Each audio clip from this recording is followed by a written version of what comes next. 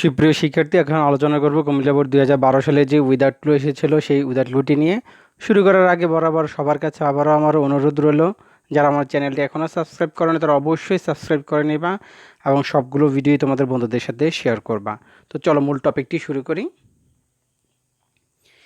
If we dash forest, if we destroy forest, এখানে destroy তো হচ্ছে তোমার ধ্বংস করা। আমরা যদি ধ্বংস করি, বন ধ্বংস করি, ফরেস্টকে ধ্বংস করি, and cut dash trees and cut down অর্থ হচ্ছে কেটে ফেলা। তাহলে কাট ডাউন অর্থ কি? কেটে ফেলা। আমরা যদি গাছকে কেটে ফেলি, দ্য ইফেক্ট অর্থ হচ্ছে প্রভাব, মাইট ইভেনচুয়ালি মানে অবশেষে বা পরিশেষে, আবার এটার আবার ঘটনাক্রমও বোঝায়। তো আমরা এখানে অবশেষে দিয়েই মিলাবো।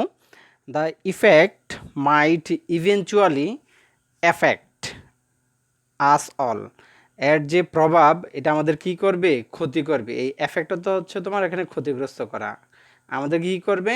আস অল, আমাদের সবাইকে ক্ষতিগ্রস্ত করবে। আশা করি যে বুঝতে পেরেছ। শব্দ অর্থ আরেকবার বলি, দেখো, যদি আমরা বন ধ্বংস করি এবং গাছ কেটে ফেলি, তবে তার প্রভাব অবশ্যই আমাদের সবার উপরে এসে পড়বে, মানে আমাদের সবাইকে এফেক্ট করবে, ক্ষতিগ্রস্ত করবে। If forest dash into desert, if forest যদি বন কি করি আমরা? টার্ন ইন্টু ডেজার্ট, ডেজার্ট তো হচ্ছে মরুভূমি, আর টার্ন ইন্টু অর্থ হচ্ছে পরিণত করা।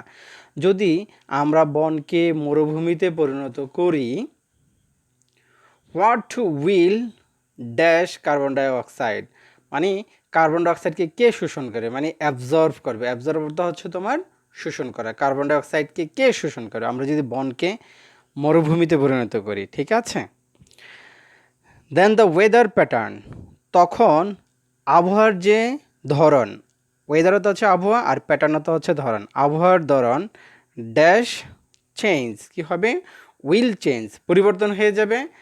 অ্যান্ড দ্য ওয়ার্ল্ড, এবং পৃথিবী উইল বিকাম ওয়ার্মার অর্থ হচ্ছে তোমার উষ্ণ হওয়া, অর্থাৎ উত্তপ্ত হওয়া। পৃথিবী তখন উষ্ণ হয়ে যাবে, অর্থাৎ গরম হয়ে যাবে।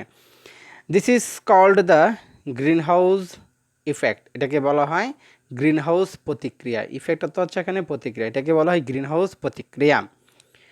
অ্যাজ এ রেজাল্ট তো হচ্ছে যার ফলে, as a result of this effect মানে এই প্রভাবের ফলে, দ্য পোলার অর্থ হচ্ছে মরু অঞ্চলের, আর আইস অর্থ হচ্ছে বরফখণ্ড, আর ক্যাপ অর্থ হচ্ছে তোমার সারফেস লেভেল মানে উপরিভাগ, মানে মরু অঞ্চলের বরফের উপরিভাগ উইল কি হয়ে যাবে? মেল্ট হয়ে যাবে, অর্থাৎ মেল্ট অর্থ হচ্ছে তোমার গলে যাওয়া, ঠিক আছে। এই মেল্ট অর্থ হচ্ছে গলে যাবে।